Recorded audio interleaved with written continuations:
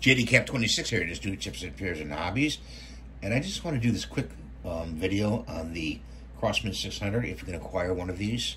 I did change the grips on these because you could find grips on eBay, and the old grips weren't in very good shape. But the main crux of this video is how do you put your CO2 into the pellet gun. You want to unscrew this counterclockwise, and you want to put a little drop of pellet oil on the nozzle end of the CO2, and you drop it in this way, and then you crank down the cap and it'll pierce the CO2. And then after that, you load your pellets in here, and then you move this forward and take it off safe. Please be safe when you go shooting and target shooting.